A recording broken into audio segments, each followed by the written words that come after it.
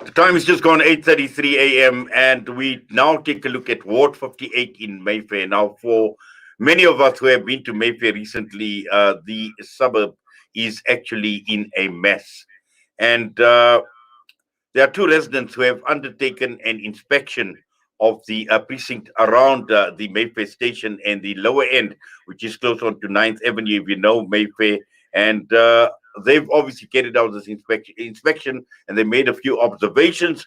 We joined this morning by two of them. One of them is Aziz Ally, and the other one is Hasan Abdulaahi Maalin. But firstly, we'll go across to be joined by Aziz Ally. Aziz, Assalamu alaikum wa rahmatullahi wa barakatuh. Wa alaikum salam wa rahmatullahi wa barakatuhu. How are you tonight? Alhamdulillah, very well. And Jazakallah khairan so much for joining us this morning. Now, obviously, this inspection that has been carried on, and if you could just speak up a bit, Aziz, you are pretty soft. So we just like to hear you loud and clear. Is that a little bit better? Yes, I'm getting a slight echo, but it is audible, so we can hear you. Now, looking at this inspection that has been carried out and the need for this inspection, I suppose, you've found a lot of things out and you've discovered a lot of things that are leading to the degradation of Ward 58 in Mayfair. That is correct. The main issues that we are having in Mayfair are constant sewage problems in every single street. There is sewage that's flowing, and it's not just 1 or 2 days, it's constant sewage flows every second or third day. The relevant city entity, Joburg Water, comes out and it unblocks the sewage, but within 3 days it's back.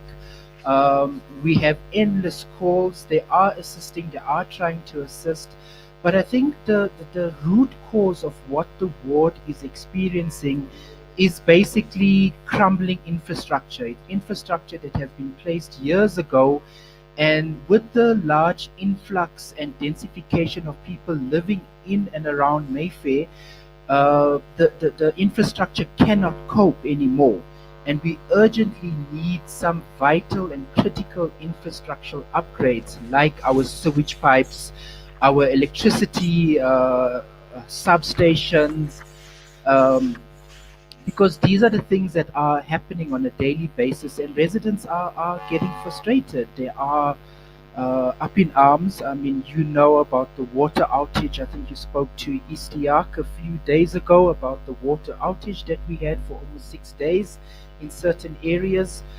So it's a multitude of issues in this area, and we need some higher intervention, and that's what led to this walkabout yesterday. Now, you're talking about higher intervention. I suppose you have approached the authorities, Aziz? Well, for about the past 6 months to a year, I've been documenting all the various issues that are occurring in the ward. I've compiled a document, and I started reaching out to city entities and explaining to them that, we have ongoing issues and we need an intervention, and that's what led to the walkabout yesterday. Now, we as residents can only do so much. We can't upgrade the infrastructure, we can motivate for it, but at the end of the day, we need the council and elected officials to start pushing and fighting for these urgent upgrades that are needed. Yes. Now, what have you found out in terms of the residents themselves? Are they taking responsibility for this degradation?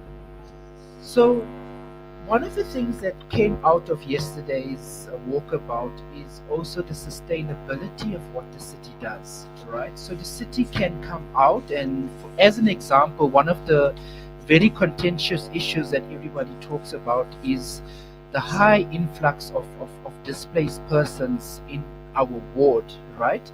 And I think about 2 years ago, I was on Salam Media talking about the state of the ward and the number of vagrants that keep coming into our ward, and this is basically because of our giving as a Muslim community. We like to give, we like to feed, and we want to say give responsibly. Instead of just giving to the person on the street, think about what's happening when with a bootload of food in your polystyrene containers, and you feed these guys in the parks. After you fed them, you've gone to your safe and clean environments and suburbs, but what happens at the end is that all those polystyrene containers are thrown on the parks, on the ground, and this is just like what can I say?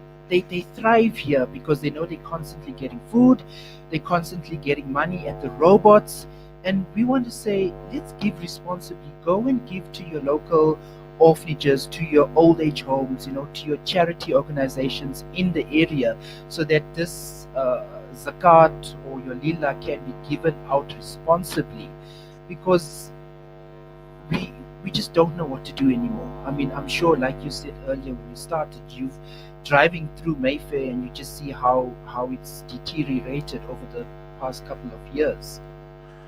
Well, Aziz, Jazakallah for that. And I believe we are talking to Hasan Abdulaahi Maalin as well. So for now, Jazakallah for your time and for providing us with that update. Assalamu alaikum.